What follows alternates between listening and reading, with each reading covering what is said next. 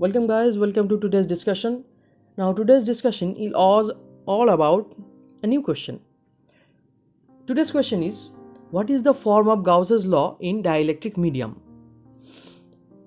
To answer this, we have to consider our previous discussion.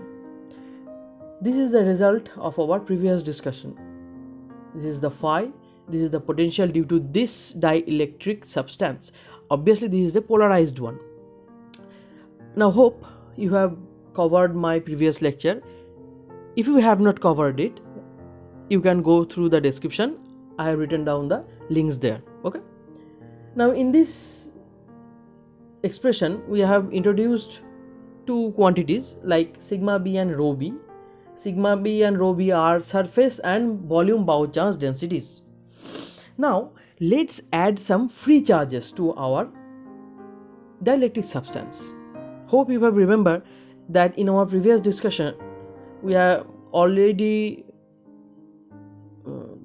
told you that there were no free charges in this polarized dielectric substance, but now we are adding some free charges to this polarized dielectric substance. But how?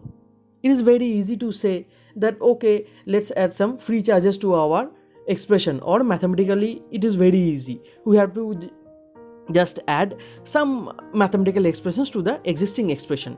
But how would you analyze the scenario in practical manner? Or the question is, how would you add some free charges to a dielectric? Now it is also very easy. See, this is our dielectric. It's a volume, okay, and this is our free charge. Now what are these? These are simply some, say, metal conducting spheres, small spheres, small balls you can say. Now we can just charge them. It is very easy. We can charge them, and then we have to put these free charge carrying conductors into our dielectric substance. And what will it look like? Like this one. So it is a volume, and within the volume there are some metallic small balls. These balls carry some free charges. Now this is how we can add practically some free charges to this dielectric. Okay, but due to this addition we can introduce some new quantities like rho f and rho t. So what is rho f? This is the volume charge density, obviously for f for free charges, and this one is the total volume charge density. So T stands for total. So rho T equals to rho f plus rho b. What is rho b? Here you can see rho b is the volume bound charge density. Now before I further proceed, if you are new to my channel, please subscribe to my channel, and of course don't forget to turn on the notification bell to get the regular updates. Okay, now let's proceed to our main discussion. To solve this, first we have to know what is Gauss's law in electrostatics. See, we are here to solve what is the form of Gauss's law in dielectric medium. But before that, we have to know what is Gauss's law looks like. Now in electrostatics, Gauss's law looks like this and this. The first one, number one, is integral form, and the number two is differential form. Now we are not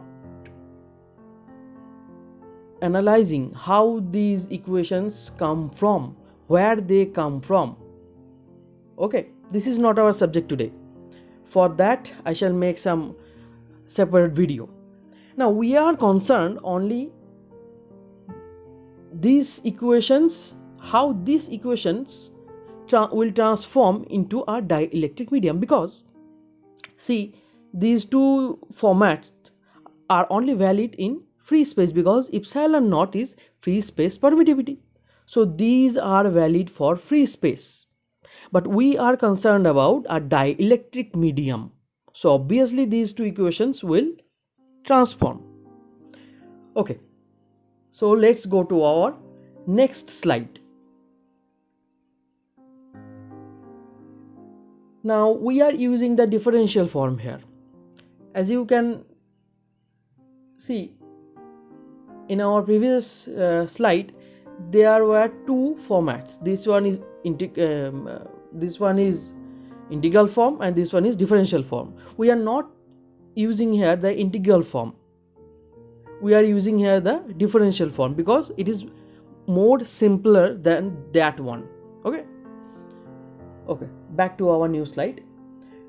Now it is just a rearrangement. This epsilon naught goes to the left side and we can write rho t equals to rho f plus rho b. As we all know, rho b is equal to minus of del dot p. P is polarization vector, so we can write it down and we take this one to our left side and this type of equation comes. Now here we have introduced a new vector quantity d. D is equals to epsilon naught e plus p. We shall discuss about d a little bit sooner. But what is this equation called? Now this is our desired equation in differential form. That is, it is the differential form of Gauss's law but in dielectrics medium. Now let's proceed to our next format. But before that, what is d? D is simply epsilon naught e plus p, only that? No. It's called the electric displacement vector. It's not merely a vector quantity, just not a vector quantity we have introduced theoretically. It has its own physical significance. It describes the displacement of those bound charges, and those bound charges were displaced by polarization field. So in a word, it can signify the displacement of those bound charges due to that polarizing field. Now we shall use in both sides volume integral like this one. Now see, the right hand side signifies a total charge because what is it? It is simply a volume integral rho dv. So it will signify a total charge. F for free, so QF for total free charge. And here we are using Gauss's divergence theorem. We have the volume part, now we have the surface part. So this is how the integral form of Gauss's law in dielectrics looks like. So this was our differential form of Gauss's law in dielectric medium, and this is our integral form of Gauss's law in dielectrics. In your exam paper, you can do both. If you can go with integral part, you can do this, and if you are going only through your differential part, then you will stop here. Okay. Now this QF is total free charge enclosed. Now why am I so emphasizing in this word enclosed? Because in Gauss's law in electrostatics, it was the charge enclosed by the surface in the right hand side. So see, here is the similarity between these. Only in the electrostatics, in case of D, there was E. Now we shall discuss about some more topics, more fun topics rather I say. Electric susceptibility and dielectric constant. Now these dielectric materials can be broadly divided into two parts, linear dielectrics and non-linear dielectric. In linear dielectric materials, by several experiments, it has been found that the polarization vector P is somehow proportional with E. But in non-linear dielectric materials, P is not proportional to the E. Now, this quantity chi is very much important here. Actually, by mathematics, we can say that it is a dimensionless proportionality constant. But in physical world, it actually describes the amount of polarization of a dielectric material. Now, what does it mean? The greater the value of chi, the greater the value of polarization.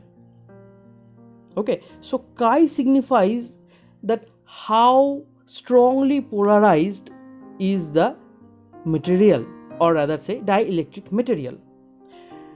Now, D is equal to epsilon naught E plus P.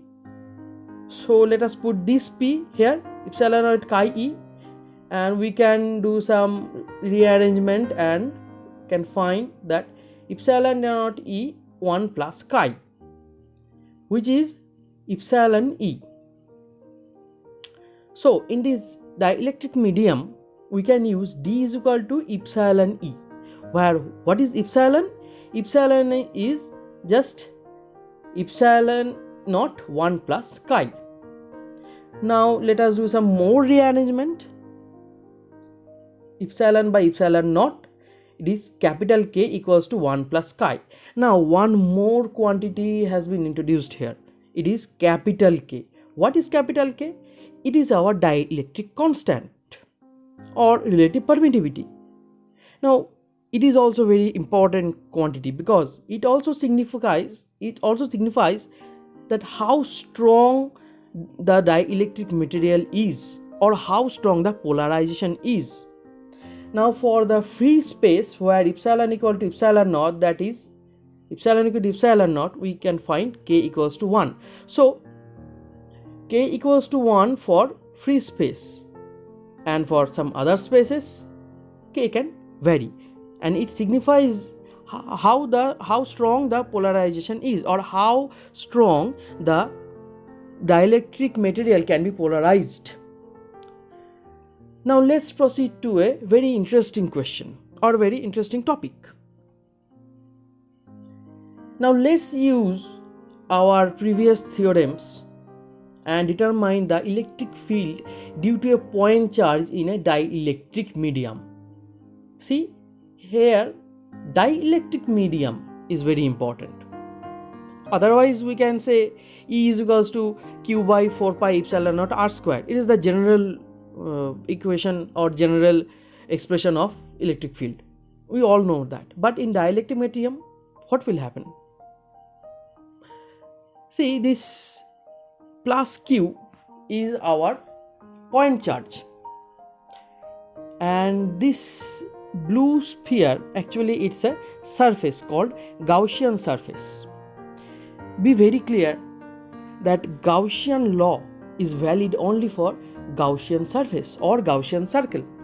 Circle refers to 2D and this surface refers to 3D. But a Gaussian law always needs a surface. So we have drawn a Gaussian surface of radius r, keeping this plus Q at the center of this surface. Now we shall use our Gauss's law of dielectrics. This is our Gauss's law of dielectrics in integral format. Now let's use this to find this electric field.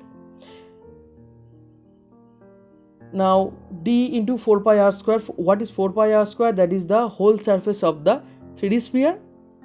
That is 4 pi r square. R is the radius, as we already told. Now d is equal to q by 4 pi 4 pi r square, and E is equal to q by 4 pi epsilon r square. In our previous expression or in our previous result, we have shown you that D is equal to epsilon E, where epsilon is equal to epsilon naught 1 plus chi. So in every dielectric medium we shall use D is equal to epsilon E, and in broad sense it is our actual result. As you all know that K is the dielectric constant equal to epsilon by epsilon naught. So we have put epsilon equal to K into epsilon naught. Now see, this result is somewhat similar to our known result E equal to Q by 4 pi epsilon naught R square, but with a catch of 1 bar K. Now this K will obviously reduce the field we know, Q by 4 pi epsilon naught R square. So why this field is reduced? This field is reduced due to our polarization. Hope you remember our previous discussion that the red line was the polarizing field, and due to that field some field was generated within the material which was in opposite direction. That was the blue line, which was in the opposite direction of the polarizing field. So due to that polarization,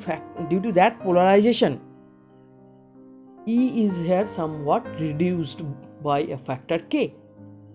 Okay, so wherever in your mathematical problems, if you want to determine E, you have to use this expression K epsilon naught. Remember that it is a very important formula for your mathematical treatments.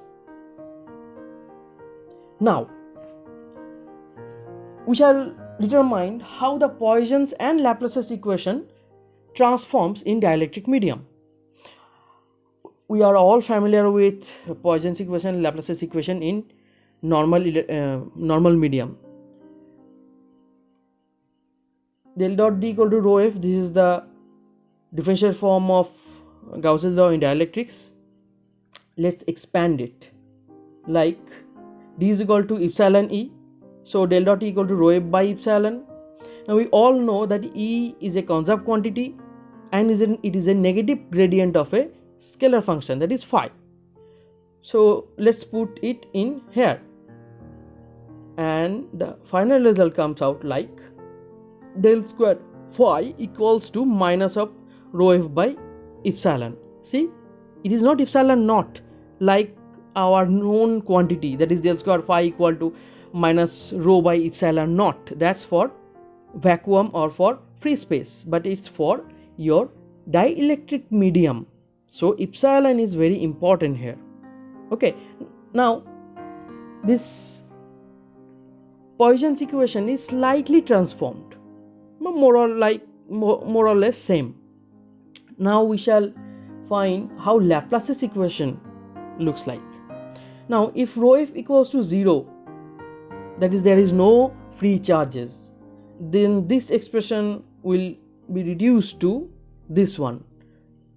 Now see, this is a Laplace's equation in dielectric medium, and this is a Laplace's equation for your known free space also. It will not change because of what? Because there is no free charges in free space, there is no free charges here. So it have not been changed.